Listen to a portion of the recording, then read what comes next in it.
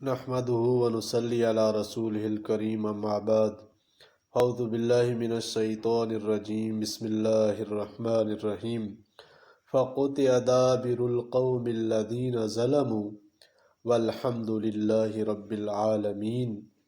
پھر کٹ گئی جڑ ان ظالموں کی اور سب تعریفیں اللہ ہی کے لیے ہیں جو پالنے والا ہے سارے جہان کا۔ آخری آیت میں فرمایا کہ جب اللہ تعالیٰ